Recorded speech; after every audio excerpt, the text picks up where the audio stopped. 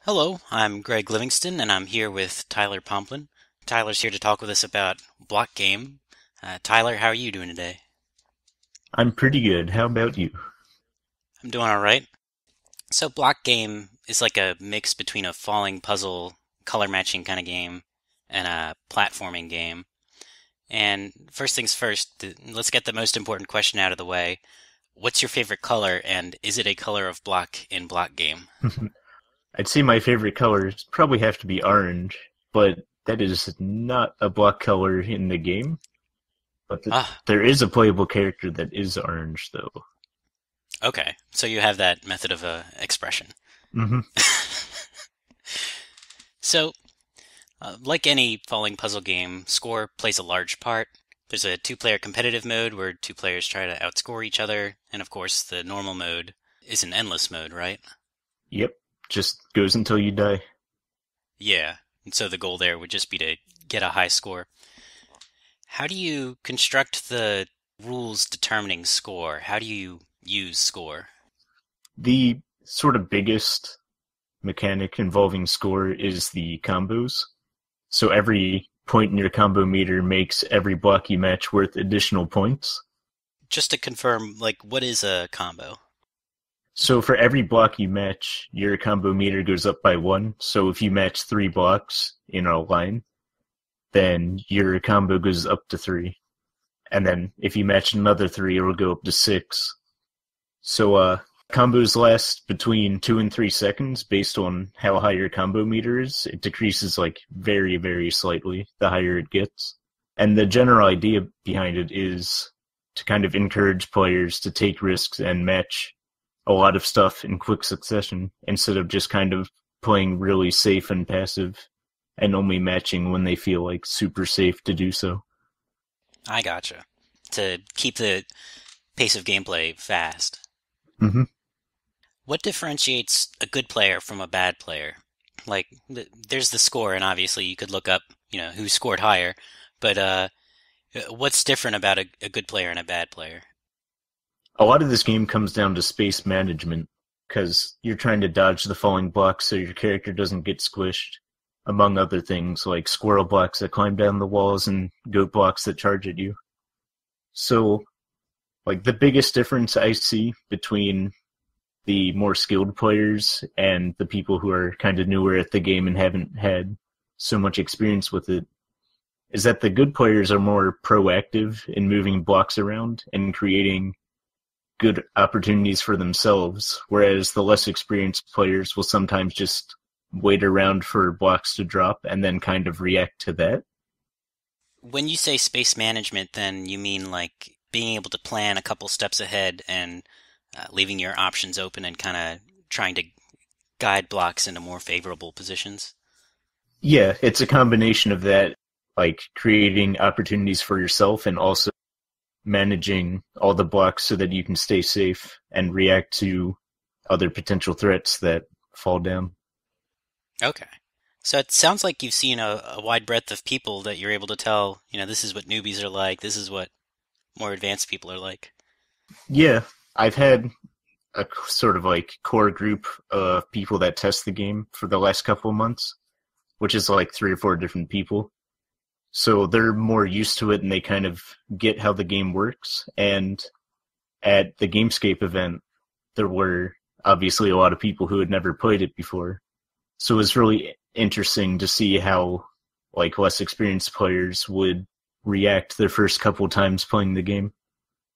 Yeah, I can't think the last time I played a game for several months. I took that for granted. So block game is obviously a mix of two typical genres. You have your falling block puzzle games and your platforming action games. And those both have a lot of different uh, maybe tropes or traditions. And I was wondering how you strike a balance between those two. One of the biggest things for me personally going into this game was just having the sense of controlling a character. Because well, I've always liked the idea of puzzle games where you have this sort of really simple sort of goal and mechanic and you just kind of do it efficiently and smartly to get points. But I've never been able to really get engrossed in many of them because you don't feel like you have that much control because you're just kind of abstractly controlling things instead of having some sort of personification of yourself in the game. So it made a really weird disconnect for me personally. And I just kind of had the idea of a puzzle game where you control a character within it.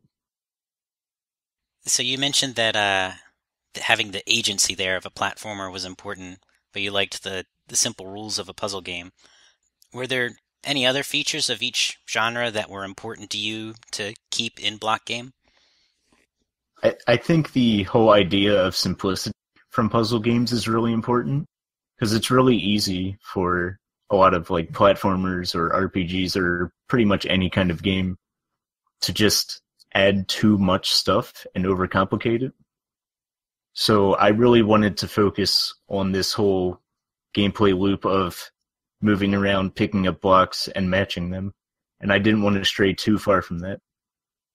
Yeah, when you were talking about the simplicity of puzzle games, I guess gameplay loop occurred to me in the back of my head too. The idea that you have like one simple process you're constantly repeating, whereas I guess in a typical platformer, around the next bend there might be a different kind of enemy you have to learn to interact with. Yeah, in most platformers, you'll constantly find new obstacles. But, I mean, BlockGame has it too with the different special block types, but everything is still based around this whole picking up and placing blocks. I didn't want to introduce any, like, weird mechanic that only one kind of block did or something. When you were building a platformer in a block game context, how did you get the two to work together? Because it struck me that in Super Mario Brothers or something, part of the difficulty is that Mario can stand, halfway into a tile. If every Goomba lined up perfectly on a tile and Mario lined up perfectly on tiles himself, then it would be trivially easy to land on enemies. So it feels like it's inherent to platformers that you kind of have this fluid movement, but then in block puzzle games, it would be pretty bad if there was fluid movement. Even as early as Tetris, everything moves in discrete tiles. So how did you get these two systems to work together? BlockGame does kind of have fluid movement in certain respects. So blocks will fall at a pretty constant rate, and they don't snap to the tiles. And then there's, of course, the goat and squirrel blocks that can move horizontally that also move. But whenever a block stops moving, it'll always snap to this grid. And usually the movement is so small that you won't even notice it. So it doesn't like look too out of place.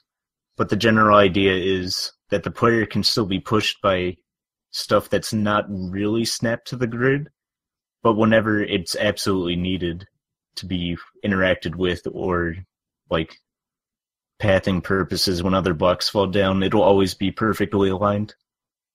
That's interesting. So that, like, while it's moving and a hazard, the player interacts with it on a fluid, pixel by pixel basis. But then, once it's set in place and you might want to match it up with something, that's when it snaps. Mm-hmm. Okay. And like you mentioned, there are some special blocks, like blocks that are on fire, blocks that charge you. And what player skills would you say these emphasized? So the animal blocks, which are the squirrel and the goat, which got a lot of anger towards them during Gamescape. They're meant to be more immediate threats because the whole general sort of going back to space management, the whole idea is that if the player doesn't manage their space well, they'll end up kind of screwing themselves, not giving themselves enough room to dodge falling blocks. But the squirrel and the goat blocks sort of mix up the pattern, so instead of like just watching above to make sure nothing falls on you, you have some threats down immediately next to you that you have to dodge. Right, kind of walking and chewing gum at the same time, dealing with multiple threats. Yeah. And then there's also like the bomb blocks and the pinatas.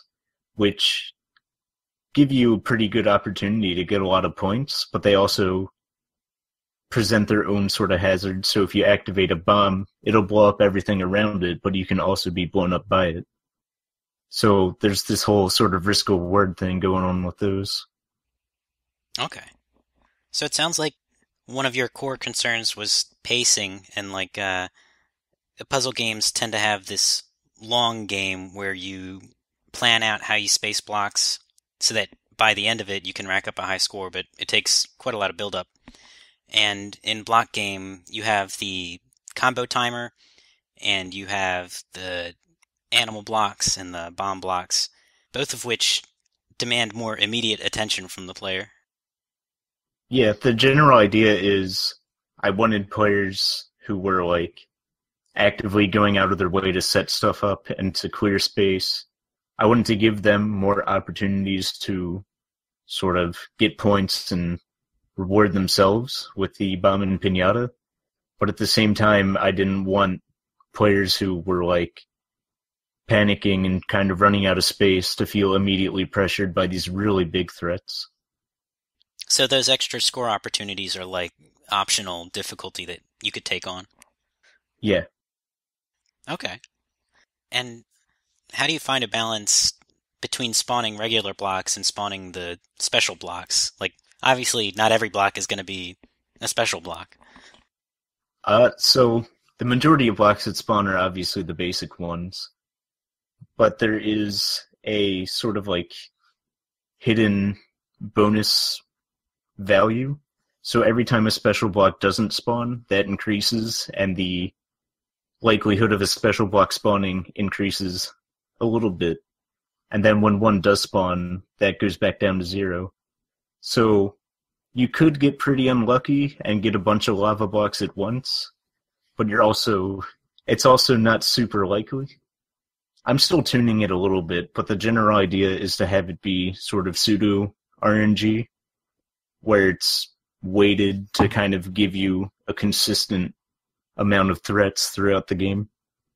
Right, so that it's indeterminate, but you know that eventually something's going to mix it up. Yeah. I think the rate's pretty good where it is now, because there's a new threat roughly every 10 seconds or so. So the player still has a pretty good amount of time to manage everything they need to, but they never have enough time to just kind of sit there and take it easy. Nobody was ever bored. Yeah. And last but not least, when it comes to the theory of video games, which would you say is most important? The game itself, the developer, or the player? That's a pretty tough question, because a lot of people would say that you're just designing for the player because they're your audience and you want them to enjoy your game. But at the same time, if you have a very clear, specific vision for the game, you don't want to compromise it just because you think people like something else better. Like if you had a character that served a very specific role in the story, but they were kind of controversial, you wouldn't want to get rid of them just because some people might be a bit offended by it. But I think gameplay-wise, it's very important that the experience for the player is really smooth and enjoyable. And you don't want to have like tons of really clunky menus or kind of underwhelming mechanics. All the core gameplay things that the player directly interacts with should be really polished and smooth and pretty fun to use. But content-wise, I think it's more important to kind of keep the game's vision intact.